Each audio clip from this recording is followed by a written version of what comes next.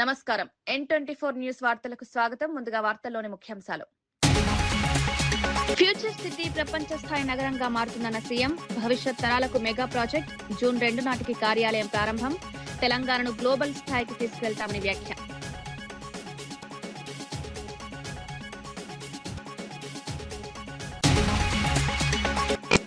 YCP విమర్శలకు మంత్రి పార్థసారథి ఘాటు కౌంటర్. డేటా సెంటర్ పై విమర్శలు అర్థం లేవన్న మంత్రి వ్యాఖ్య.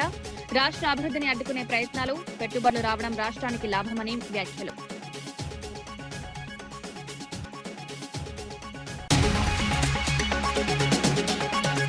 ఓటర్ల జాబితా సవరణపై తలసాని కీలక దిశానిర్దేశం.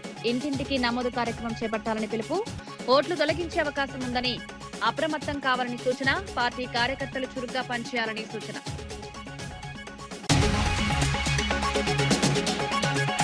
గూగుల్ డేటా సెంటర్ పై చంద్రబాబు కృషి. లోకేష్ కీలక పాత్రతో ఏపీకి భారీ పెట్టుబడులు. ఐటీ అభివృద్ధిపై ప్రభుత్వం దృష్టి. జగన్ పై విమర్శలు గుప్పించిన మంత్రి పయ్యావుల కేశవ్.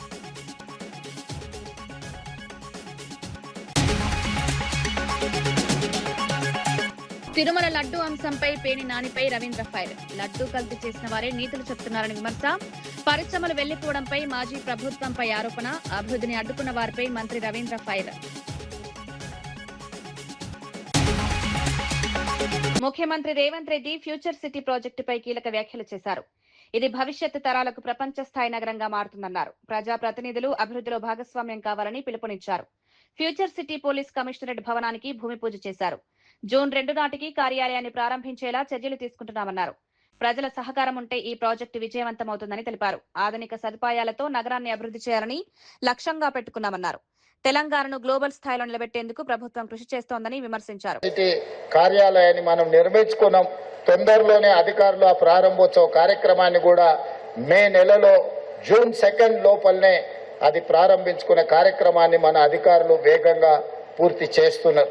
అదేవిధంగా మొన్న జరిగిన గ్లోబల్ సమ్మిట్ మీరందరూ చూసింది.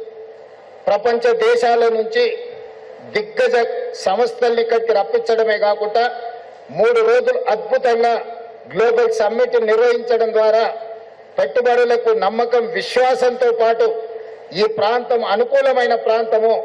అంతర్జాతీయ ఎయిర్పోర్ట్ కు కూతవేటి దూరంలోనే ఈ భారత్ ఫ్యూచర్ సిటీ ఉన్నదని, ఎక్కడో అభివృద్ధి జరిగిన దగ్గర సమ్మిట్లు పెట్టుకోకుండా ఎక్కడైతే మనం అభివృద్ధి చేపట్టాలనుకుంటున్నామో, ఎక్కడైతే అభివృద్ధిని ప్రపంచానికి చూపించాలనుకుంటున్నామో అక్కడనే మన గ్లోబల్ సమ్మిట్ నిర్వహించినాం. మన అధికారులు నిరంతరం శ్రమించి అద్భుతంగా గ్లోబల్ సమ్మిట్ ను నిర్వహించారు. ఈ రోజు ప్రపంచానికి మన పట్ల విశ్వాసం, నమ్మకం కలిగింది. రాష్ట్రానికి పెట్టుబడులు రాబోతున్నాయి. ఆ పెట్టుబడులు ఈ ప్రాంతంలోనే మీకు అందుబాటులో ఉండబోతున్నాయని చెప్పి నేను ఈ సందర్భంగా తెలియజేయదలుచుకున్నాను.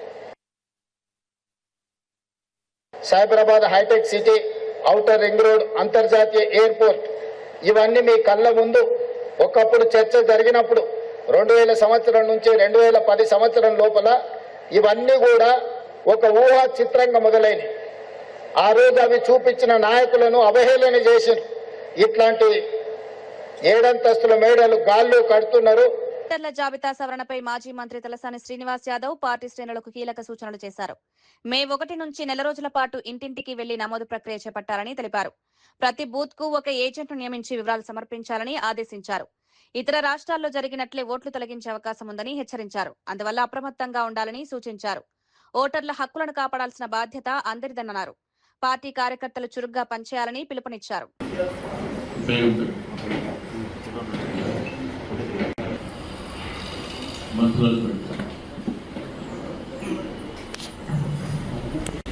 తీవ్రంగా ఉంది.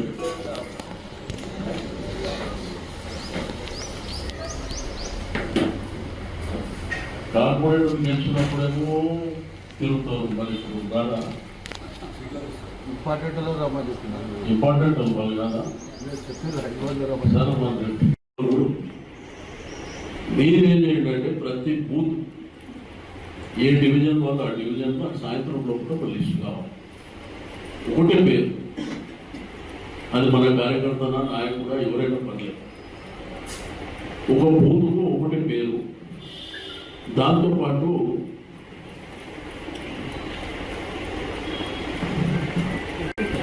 ఎఫిక్ నంబర్ అంటే వాళ్ళ ఫోటో ఐడెంటిటీ ఆధార్ కార్డు ఉంటుంది కదా, బూత్ ఏజెంట్ మనం ఇచ్చినప్పుడు వాళ్ళు అఫీషియల్ ఇస్తారు. రెండోది ఏంటంటే అది సర్వర్గా డౌన్లోడ్ అవుతుంది, అది ఇస్తుంది, పేరు ఇస్తే రాదు. కాబట్టి మీరు ఒక బూత్కు 3-4 అవసరం లేదు. మనం వాళ్ళు ఎవరు, మన కార్యకర్త కావచ్చు, మన నాయకుడు కావచ్చు, వాళ్ళ పేరు ఇవ్వండి. దాంట్లో అలా ఆధార్ కార్డు, ఓటర్ ఐడి, ఆ ఓటర్ ఐడిది ఒక ఫోటో తీసి అది ఇస్తే వాళ్ళకి ఏంటంటే ఫస్ట్ నుంచి ప్రాసెస్ చేస్తారు కాబట్టి టైం కూడా లేదు కాబట్టి మనం వెంటనే వాళ్ళకి సబ్మిట్ చేస్తే, మీరు సాయంత్రం లోపిస్తే రేపు సబ్మిట్ చేస్తాం. ఆ సబ్మిట్ చేసిన తర్వాత ఏంటంటే కొంత మీరు కూడా మీ డివిజన్లో అన్నట్టు ఉండండి, వాళ్ళు వచ్చి సర్వీస్ చేస్తున్నారు. అయితే దాంట్లో ఇంట్లోకి కొన్ని పేర్లు తీసేసి మాట్లాడదామని తప్ప చెప్తున్నా. ఒకటి మే 1 30 కదా, 2 రోజులే. 1వ తారీఖు నుంచి మేము మొత్తం 1 నెల పాటు SIR స్పెషల్ రివిజన్ ఇంటెన్సివ్ అని చెప్పి వాళ్ళ ఇంటింటికి వెళ్ళి ఎన్రోల్మెంట్ అంటే ఓటర్ ఎన్రోల్మెంట్ ఎలక్షన్ కమిషన్ వాళ్ళు వచ్చి తీసుకుంటారు. అయితే దాంట్లో ఏంటంటే 2002 నుంచి తీసుకుంటారు. అంటే వాళ్ళు ఇప్పుడు జరుగుతున్నటువంటిది కాకుండా 2002లో ఎవరు ఉన్నారు మీ ఇంట్లో, ఇళ్ళకైనా ఎవరు బయటకు వెళ్ళిపోయారు, ఒరిజినల్గా ఎవరు ఉంటున్నారు, కొంత కన్ఫ్యూజన్ చేయడానికి ఒక ప్రయత్నం జరుగుతుంది. దేశవ్యాప్తంగా కూడా ఈ ప్రాసెస్లో చాలా రాష్ట్రాలలో ఓట్లు తీసేస్తారు. ఇప్పుడు వెస్ట్ బెంగాల్లో 95 లక్షల ఓట్లు. నంద్యాల జిల్లాలో పెట్రోల్, డీజిల్ కొరత తీవ్ర సమస్యగా మారిందని మాజీ ఎమ్మెల్యే కాటసాని రామిరెడ్డి అన్నారు. బనగానపల్లెలోని నయారా పెట్రోల్ బంక్ ను స్వయంగా పరిశీలించి పరిస్థితిని వివరించారు. కొరత లేదని మంత్రులు, అధికారులు చెప్తున్నది వాస్తవానికి విరుద్ధమని మండిపడ్డారు. సీఎం సీరియస్ అయినా బంకుల్లో స్టాక్ లేక మూతపడుతున్నాయన్నారు. మంత్రులు విదేశాలకు వెళ్లి బాధ్యత మర్చిపోయారని విమర్శించారు. లోకేష్ కనిపించడం లేదని ఆరోపించారు. రైతులు పంటల పనులు చేసుకోలేక తీవ్ర ఇబ్బందులు పడుతున్నారన్నారు. ఇంధన కొరత కారణంగా వ్యవసాయ రంగం దెబ్బతింటోందన్నారు. వెంటనే సరఫరా మెరుగుపరచాలని డిమాండ్ చేశారు. బయట ప్రాంతాల నుంచి వచ్చిన వాళ్ళు అంటే ఈ ప్రాంతం కొంత టూరిస్ట్ ప్లేస్ కాబట్టి ఎక్కడెక్కడ నుంచో బయట ప్రాంతాల నుంచి కూడా వస్తూ ఉంటారు. మరి డీజిల్ లేక 2 రోజులు ఇక్కడే పడిగాపులు కాసి ఎక్కడో హోటళ్లలోనూ లేకపోతే మరి లాడ్జీల్లోనూ మరి అక్కడ యాగంటి టెంపుల్ దగ్గరనో మరి వాళ్ళు తలదాచుకునే పరిస్థితి. మరి ఎక్కడికి పోయినా ఇక్కడ ఇటు కర్నూలు పోయినా, ఇటు నంద్యాలకు పోయినా, ఇటు అనంతపురం పోయినా, ఎక్కడికి పోయినా ఏ పెట్రోల్ బంకుల్లో డీజిల్ లేదు. సో మంత్రులు విదేశ పర్యటనకి వెళ్ళిపోయినారు. మరి ముఖ్యంగా మరి అన్ని శాఖల మంత్రి నారా లోకేష్ గారు కనపడకుండా పోయినాడు. మరి ముఖ్యమంత్రి గారేమో ఆయన చేతులు ఎత్తేయడం జరిగింది. మరి ఈరోజు రాష్ట్రాన్ని అధోగత పాలు చేసి ఈరోజు ప్రజలకు అవసరమైనప్పుడు సపోర్ట్ గా ఉండకుండా వీళ్ళు కేవలం విజనరీ అని చెప్పుకుంటూ కాలయాపన చేస్తూ మొత్తం డబ్బంతా కూడా అమరావతికి ఆ యొక్క మంచినీళ్ళ లాగా ఖర్చు పెడుతూ ఈరోజు ప్రజలకు అవసరమైనప్పుడు ప్రజలకు సహాయపడకుండా, ఈరోజు రైతులకు సహాయపడకుండా ఈరోజు బజారును వేసే పరిస్థితి వస్తా ఉంది. ఇప్పటికైనా కూడా ఈ ప్రభుత్వం కన్ను తెరిచి నిద్రావస్థల నుంచి మేల్కొని ప్రజలను కాపాడాలా. ముఖ్యంగా రైతులకు చాలా వరకు ఇబ్బందులు ఎదుర్కొంటా ఉన్నారు. ముఖ్యంగా ఈరోజు మినిస్టర్ గారు ఒక స్టేట్మెంట్ ఇచ్చినారు, మీరు ఎక్కడ కూడా క్యాన్లలో పట్టద్దు అని చెప్పి. మరి ఈ క్యాన్లలో పట్టకుంటే రైతులు ఏ విధంగా వ్యవసాయ ఉత్పత్తులు వాళ్ళు ఇంటికి చేర్చుకోవాలా, వాళ్ళ పంటలు ఏ విధంగా చేర్చుకోవాలా, ఏ విధంగా ఈ యొక్క ఏదైనా కూడా ఒక వరి కానీ మొక్కజొన్న కానీ అన్ని యంత్రాల ద్వారానే చేస్తా ఉన్నారు. మరి యంత్రాల ద్వారా మరి నడవాలంటే ఖచ్చితంగా ఆ క్యాన్లలో కూడా డీజిల్ పట్టాల్సిన అవసరం ఉంది. మరి దీనికి విరుద్ధంగా ప్రభుత్వం ఏదో విధంగా కుంటి సాకులు చెప్తూ ఈ యొక్క రైతులను ఇబ్బంది పెట్టే కార్యక్రమం చేస్తా ఉన్నారు. మరి ఇప్పటికైనా కూడా ఈ ప్రభుత్వం కళ్ళు తెరిచి మరి త్వరితగతిన ఎక్కడ కూడా డీజిల్ కొరత లేకుండా, పక్కన ఉన్న రాష్ట్రాలు ఉన్నాయి, అటు తమిళనాడు కానీ, ఇటు కర్ణాటక కానీ, ఇటు తెలంగాణ కానీ, ఎక్కడ ఏ రాష్ట్రంలో కూడా డీజిల్ కొరత లేదు. మరి ఈరోజు డబుల్ ఇంజన్ సర్కార్ అని చెప్పి చెప్తా ఉన్నారు. మరి డబుల్ ఇంజన్ సర్కార్ అయినప్పుడు మరి మీ ప్రభుత్వం కింద మాదే పైన మాదే అని చెప్తా ఉంటారు. మరి కూటమి ప్రభుత్వం అధికారంలో ఉంది. మరి పైన ప్రధానమంత్రి గారితోనూ సంబంధిత మంత్రితో కూడా మాట్లాడి మరి ఇక్కడ డీజిల్ కొరత కానీ పెట్రోల్ కొరత లేకుండా చేయాల్సిన బాధ్యత తెలుగుదేశం పార్టీ ప్రభుత్వం మీద ఉంది. చంద్రబాబు నాయుడు గారు ప్రధానమంత్రి మోదీ గారితో మాట్లాడి ఖచ్చితంగా ఈ సమస్యను శాశ్వతంగా పరిష్కారం చేసే విధంగా చర్యలు తీసుకోవాలా. మరి లేని పరిస్థితుల్లో వైఎస్ఆర్ పార్టీ ఖచ్చితంగా ప్రజల తరఫున పోరాడి ఖచ్చితంగా రేపు ఇదే పరిస్థితి కనుక కొనసాగితే మేము వైఎస్ఆర్ పార్టీ రోడ్లెక్కి ఖచ్చితంగా ఈ యొక్క పోరాటం దీన్ని ఉద్యమం చేస్తామని చెప్పి ఈ సందర్భంగా తెలియజేస్తాం. రాష్ట్రంలో పెట్రోల్ డీజిల్ కొరత వల్ల ప్రజలు తీవ్ర ఇబ్బందులు పడుతున్నారని ఎంపీ వైఎస్ అవినాష్ రెడ్డి తెలిపారు. జగన్ సూచనల మేరకు కేంద్రాన్ని కలిసి పరిస్థితిని వివరించామన్నారు. డీజిల్ సరఫరాపై ఏపీ సివిల్ సప్లై కమిషన్ చట్టవిరుద్ధ ఆదేశాలు ఇచ్చారని ఆరోపించారు. ఈ నిర్ణయాల వల్ల ఇంధన కొరత పెరిగిందన్నారు. రైతులు, కార్మికులు దైనందిన పనులు ప్రభుత్వ సమస్యను తేలికగా తీసుకుంటోందని విమర్శించారు. వెంటనే చర్యలు తీసుకుని సరఫరా పునరుద్ధరించాలని డిమాండ్ చేశారు. వీళ్ళు వాళ్ళని తేడా లేకుండా అన్ని వర్గాల ప్రజలు కూడా ఈ డీజిల్ పెట్రోల్ క్రైసిస్ వలన గడిచిన కొన్ని రోజులుగా తీవ్రంగా ఇబ్బంది పడుతూ ఉన్నారు. మరి మా నాయకుడు జగన్మోహన్ రెడ్డి గారి ఆదేశానుసారం ఇవాళ ఢిల్లీలో కేంద్ర ప్రభుత్వానికి సంబంధించిన petroleum and natural gas secretary Neeraj Mittal గారిని కలవడం జరిగింది. కలిసి ఆంధ్రప్రదేశ్ రాష్ట్రంలో ఎందుకు డిమాండ్కు సప్లైకి మధ్య ఇంత గ్యాప్ ఎందుకుంది, ఎందుకు మా ఒక్క రాష్ట్రంలోనే పెట్రోల్ క్రైసిస్, డీజిల్ క్రైసిస్ ఇంత తీవ్రంగా ఉంది అని చెప్పి ఆయనను అడగడం జరిగింది. ఆయన విస్తుపోయే సమాధానాలు, ఆశ్చర్యపోయే సమాధానాలు చెప్పినాడు. చెప్పడమే కాకుండా ఆ సమాధానాల తాలూకు ప్రూఫ్స్ కూడా ఆయన ఆఫీస్లో నుంచే ప్రూఫ్స్ కూడా ఇవ్వడం జరిగింది. ఆంధ్ర రాష్ట్రంలో కమిషనర్ సివిల్ సప్లైస్ ఎవరైతే ఉన్నారో కమిషనర్ సివిల్ సప్లైస్ ఆయిల్ కంపెనీస్కు రాశారు. ఏమని రాశారంటే కమర్షియల్ డీజిల్, బల్క్ డీజిల్ ఏదైతే ఉందో ఆ బల్క్ డీజిల్ను సాధారణ ప్రజలు పట్టుకునే పెట్రోల్ బంకుల్లో అంటే రీటైల్ అవుట్లెట్లలో అమ్మండి అని చెప్పి ఒక సర్క్యులర్ ఇష్యూ చేసినాడు. ఆల్ ఆయిల్ కంపెనీస్కు ఒక సర్క్యులర్ ఇష్యూ చేశారు కమిషనర్ సివిల్ సప్లైస్. ఎంత బాధ్యత రాహిత్యం! ఈ సర్క్యులర్ ఇష్యూ చేయడం వెనుకల ముఖ్య ఉద్దేశం కూడా చెప్పాలి. మామూలుగా మనమందరం పెట్రోల్ బంకుల్లో డీజిల్ పట్టుకున్నా డీజిల్ అయితే మనకు రఫ్గా 98 రూపీస్ పర్ లీటర్, 97. ఓటర్ల జాబితా సవరణపై మాజీ ఎంపీ వినోద్ సీఈఓ సుదర్శన్ రెడ్డిని కలిసి వినతి పత్రం అందించారు. స్పెషల్ ఇంటెన్సివ్ రివిజన్ ప్రక్రియపై అనుమానాలున్నాయని వివరించారు.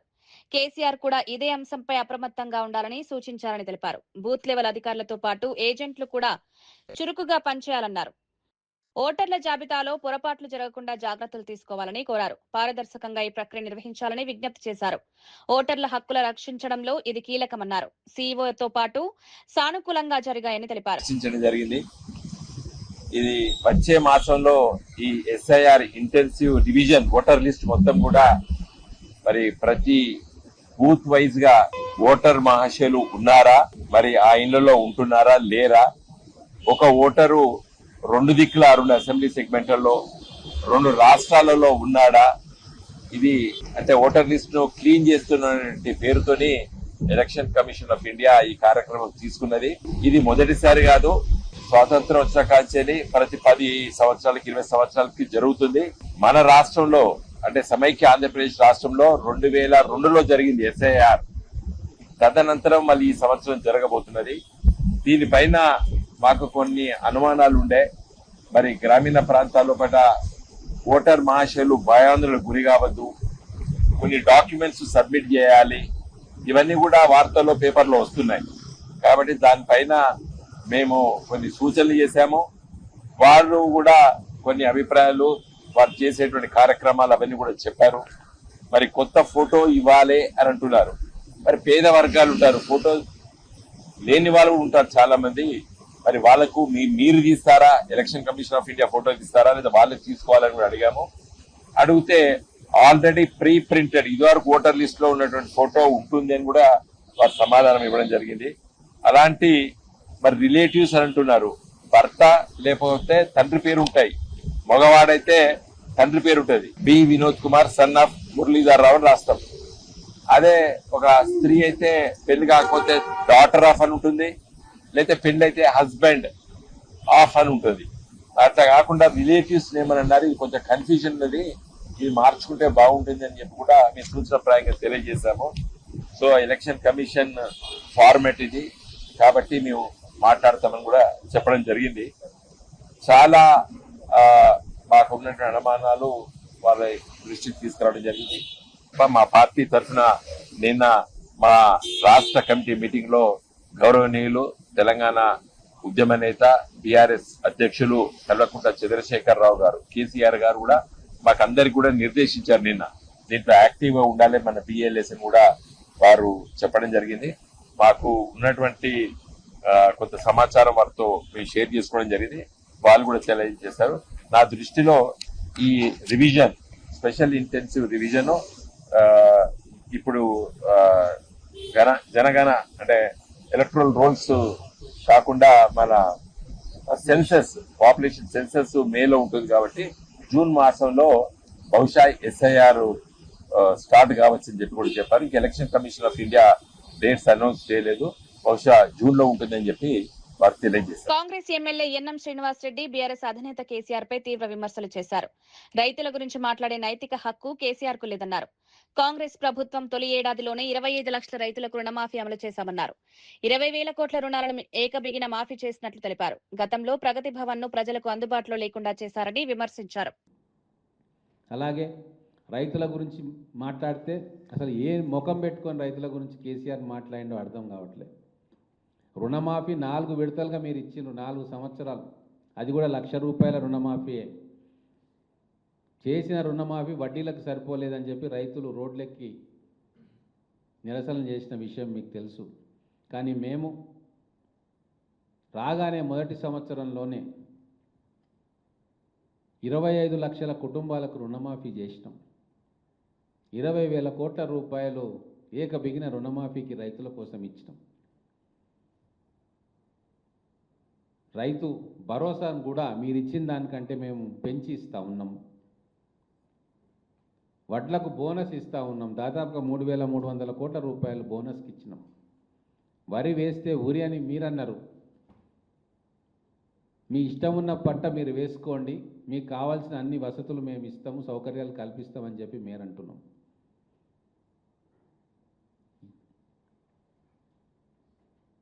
అలాగే స్వేచ్ఛ, మీ 9.5 సంవత్సరాల్లో ఎంతమంది మీద అక్రమ కేసులు పెట్టిండ్రు.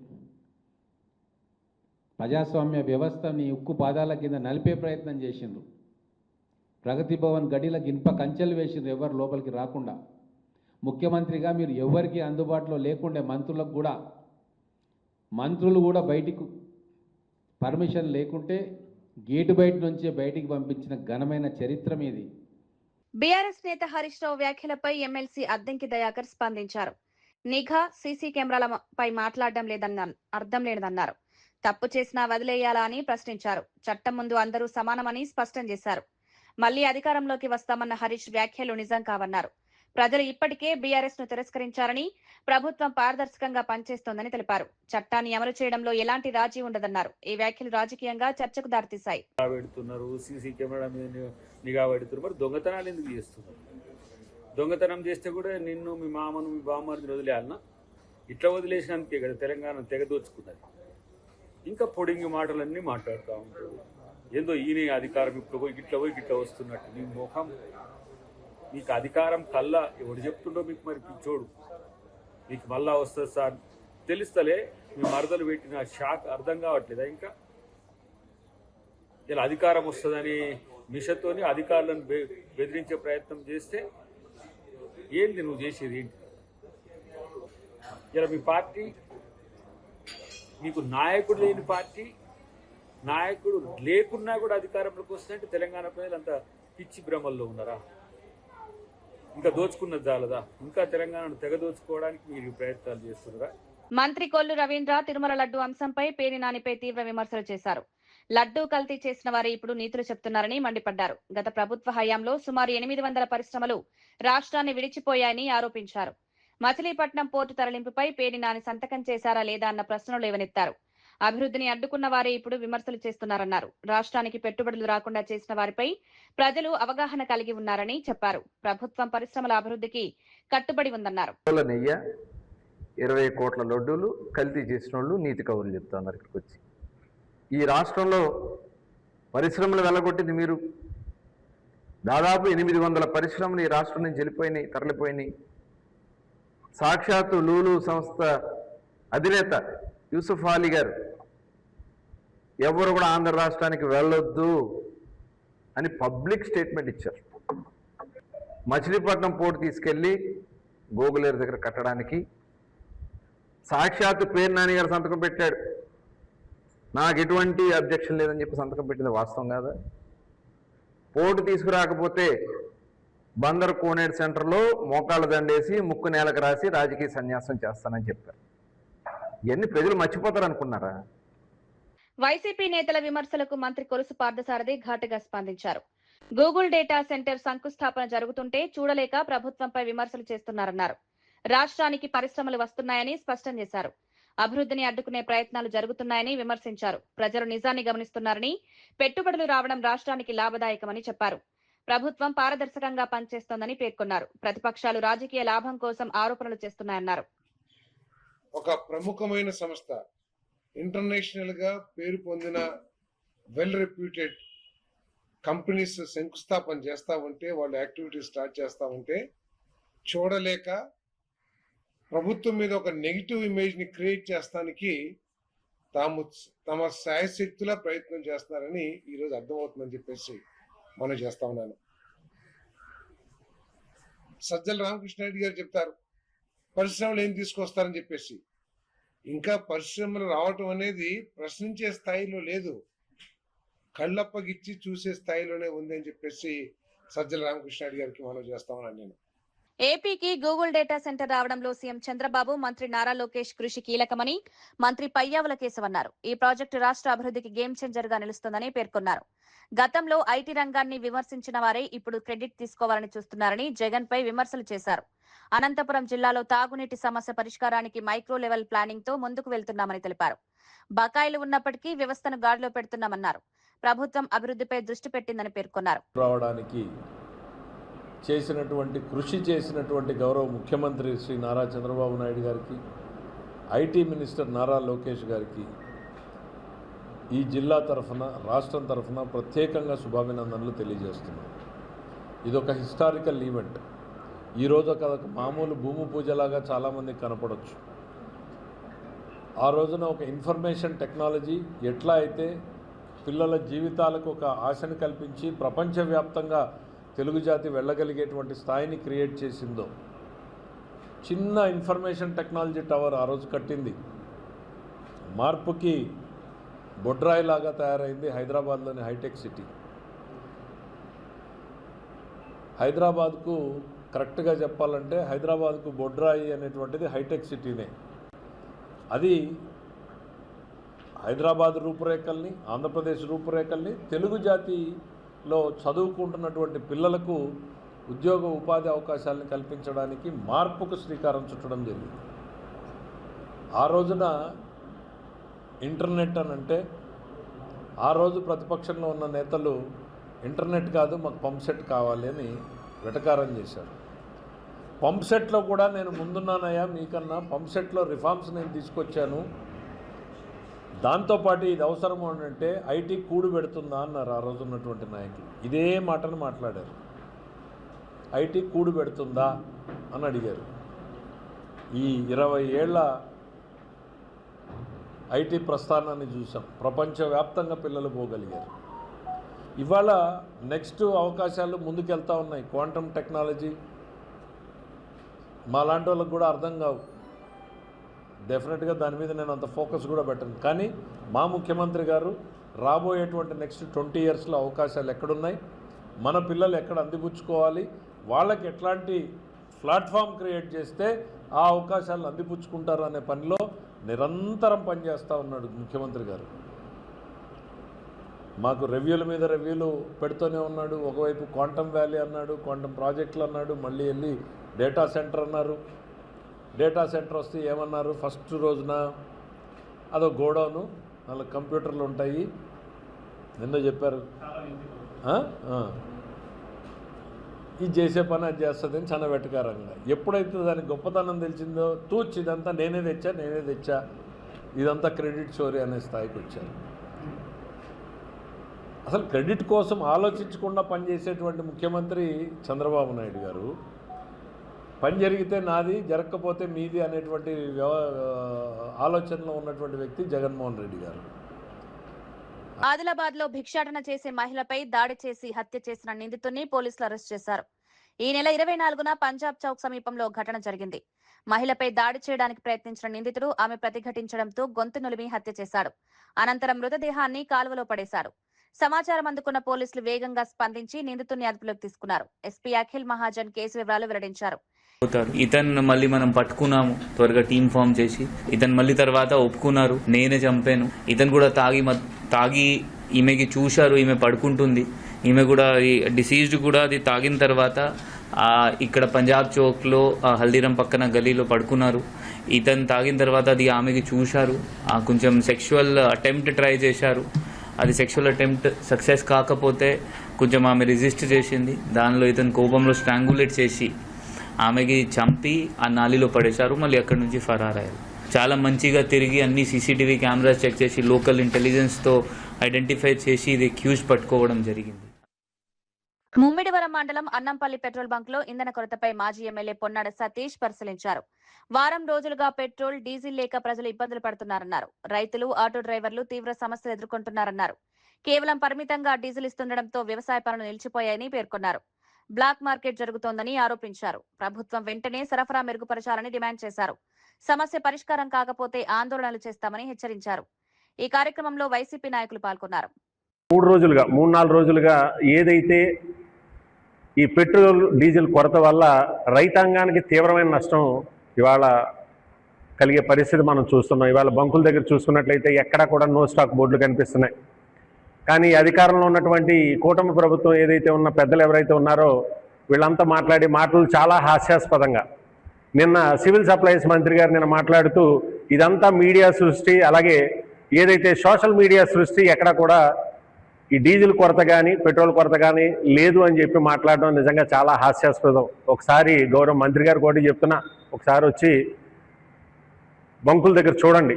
ఇవాళ నో స్టాక్ బోర్డులతో ఎన్ని బంకులు మూతపడి ఉన్నాయో, అలాగే ఏదైతే బంకుల దగ్గర ఉన్న కొద్దిపాటి బంకులు ఏదైతే ఓపెన్ చేసి ఉన్నాయో అక్కడ రైతులు పడుతున్నటువంటి ఇబ్బందులు ఒకసారి మీరు చూసినట్లయితే రాత్రి 1 గంట 2 గంటలకు కూడా 500-600 మంది ఆ టిన్నులతో ఇక్కడ రైతులు ఏదైతే వాళ్ళు పండించిన పంట ఏదైతే కోసుకోవడానికి ఇవాళ వరి కోత యంత్రాలు ఏదైతే కావాలో, అలాగే ఏదైతే వ్యవసాయానికి ఆధారపడినటువంటి ఏదైతే యంత్రాలు అయితే ఏదైతే ఉంటాయో వాటికి కావాల్సినటువంటి డీజిల్ అందుబాటులో లేక ఇవాళ రైతులు పడుతున్నటువంటి కష్టాలు ఒకసారి చూడమన్న గౌరవ మంత్రి గారికి కానీ కూటమి ప్రభుత్వంలో ఉన్నటువంటి ఇవాళ నాయకులకు కానీ చెప్తున్నాం. ముఖ్యంగా మన నియోజకవర్గానికి తీసుకున్నట్లయితే సుమారు 30,000 ఎకరాలు ఈ ప్రాంతంలో సాగు చేయడం జరిగింది.